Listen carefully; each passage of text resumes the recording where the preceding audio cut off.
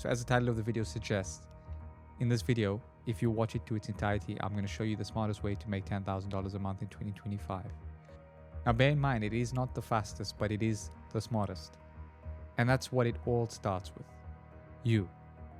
Now look, Abraham Lincoln is often quoted to having said that if I had 8 hours to chop down a cherry tree, I'd spend 6 hours sharpening my axe.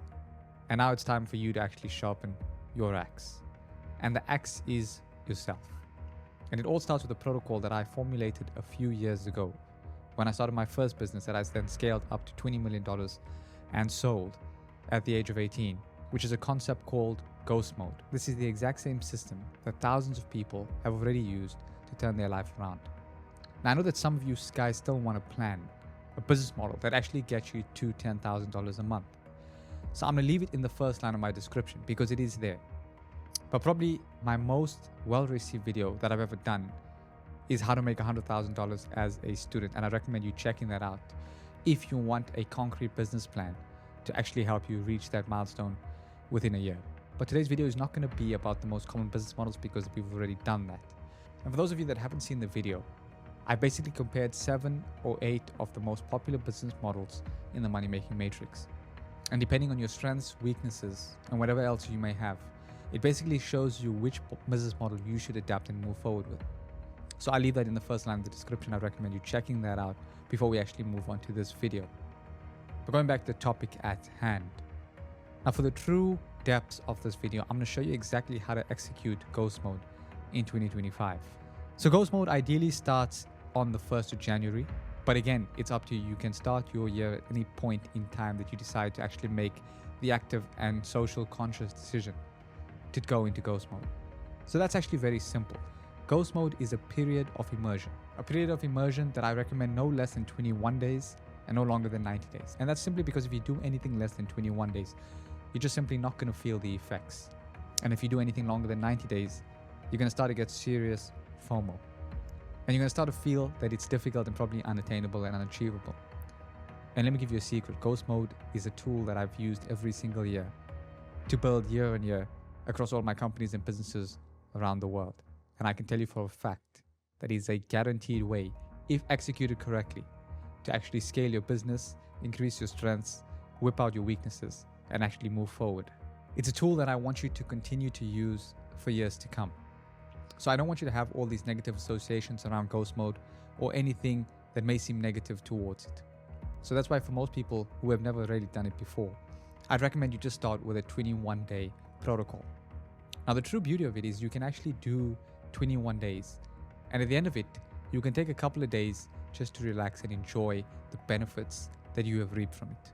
And then straight after, just go into another cycle of ghost mode and then sort of build up the momentum from there. And then you might even say, I feel great, and do another 30 days. I know a lot of people that say, set your targets high and don't waver. But I actually feel and resonate a lot more with the idea of setting achievable, attainable goals. I actually believe in getting your confidence up first and then sticking to your promises after. And so I'd much rather see you do 21 days and actually achieve that than setting a goal for 90 days and then falling short. So moving on to the reason why I actually created ghost mode. You see, I formulated the protocol a few years ago, and I didn't want it to be frigid. I wanted it to be achievable. And there are similar protocols out there, but nothing that actually reaps the rewards such as ghost mode. For me personally, I just think that flexibility is important. And it's important as a non-negotiable. And then there are other variables that you can actually stack on top of that. And so that's one of the reasons why ghost mode is actually very achievable, while at the same time getting you results that no other protocol actually has done. Another reason that I wanted it to be as attainable as I've made it is because everyone's journey is different, and that people's accomplishments vary. You know, a person who's bodybuilding is trying to accomplish something very different compared to a person who runs a company with multiple employees. Compared again to all the way to the people who work jobs and that are happy and very content with their career, but they still feel that they just want more stillness, a bit more peace, more calm in their presence in life. And that's why I built Ghost Protocol the way that I did, so that it serves you and aligns with your goals best. So the Ghost Protocol is predicated around 3 non-negotiables. It seems simple, but that's actually the beauty of it. Now the first non-negotiable is 10 minutes a day of meditation. And let me warn you, for the first 10 days, you will not notice a single difference. Then roughly around 10 to 14 days in, you start to notice something weird happening. You start to be a bit more cognizant of your thoughts. You start to notice that the times when you feel pain, you feel doubt, you feel uncertainty. You may feel that you can't accomplish the things that you actually want to go out there and do. And the old you before Ghost Protocol would have reached for a phone or a video game or try to distract yourself, maybe by putting some music on. Unfortunately, as it is, so many men are out there running that would use that pain and discomfort as an opportunity to close on the blinds. Put something on your phone that you probably shouldn't be watching. But on the spectrum of emotion, that's probably the worst thing a person can do. Then what actually ends up happening naturally is that the feeling is reinforced multiple times a day. And it stops people from running away from their fears, problems, and doubt. And it may be scary to confront at certain times, but you're going to start to notice that other beautiful things are going to happen. You're going to notice that when you go for a walk, you don't need background music. You can notice that you can just sit with a cup of coffee in silence and not worry about thoughts distracting you. Remember, you and you are on the same team. Meditation is probably one of the best habits and outcomes for ghost mode, and anyone that's trying to build a business or just want to accomplish whatever goals they set for themselves in life by becoming the person that they need to be. Meditation is definitely going to help you get there. Let me ask you a question. Where is your phone right now? Let me guess, probably in your pocket or right by your side. And I can guarantee for a fact it's not on Do Not Disturb. Do you know how many times you probably picked it up in the last 60 minutes to check on social media and then realize midway that you're scrolling through mindless feed on Instagram and TikTok? Whatever it may be. You got to ask yourself, why did you pick up the phone? Why did I feel the urge to just distract myself? Ladies and gentlemen, remember the quote from Lincoln. You must sharpen your mind. You must break free from those addictions holding you. For the person that you could become is right there. We all say we'd never touch drugs, but we're all probably just as addicted to the phone as the addicts are addicted to drugs. So meditation is a key step of the Ghost Protocol. It's non-negotiable, and that's why it's the first. Now, the second non-negotiable habit of Ghost Protocol is 30 minutes of exercise a day. Now, before you ask me, what about overtraining?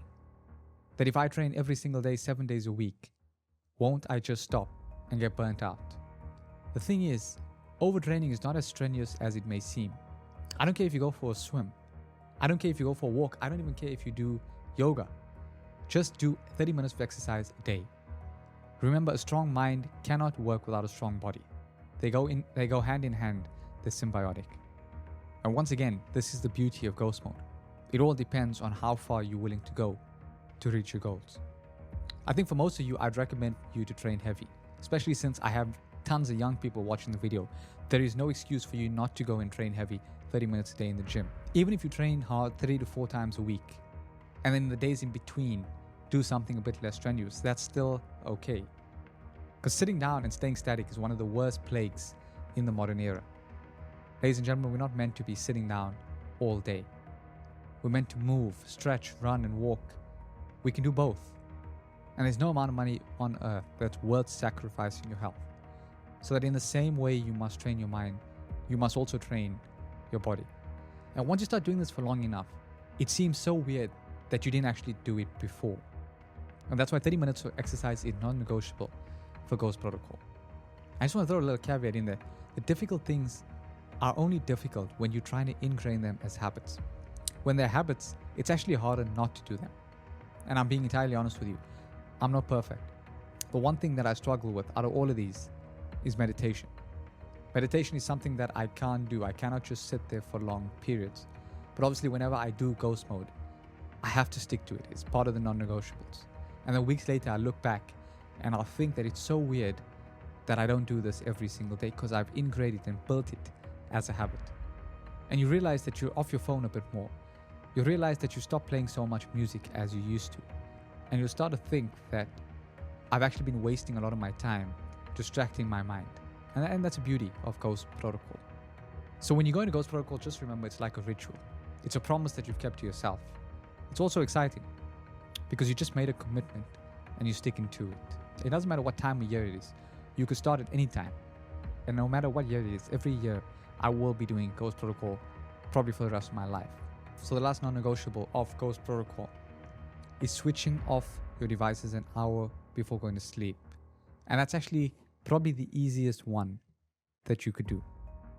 It's very important that you actually set the day right from the night before. And that if you actually go into the day ahead with a good night's sleep, then you've already accomplished the first goal on your task. And you'll notice that if you actually switch off your devices an hour before you go to bed and don't look at them, not only will you sleep better and get more REM sleep, you'll actually learn not to be distracted and have your thoughts coexist at the same time at the end of the day.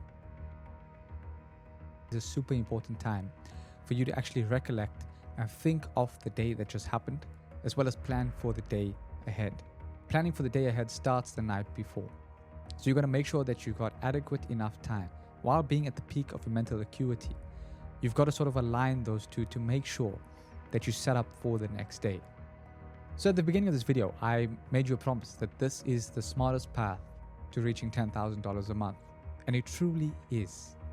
Because all of these other people think that if they have the tactics and they have the tricks, that they don't need anything else. Let me tell you the truth, they're going to spin their wheels again and again and again.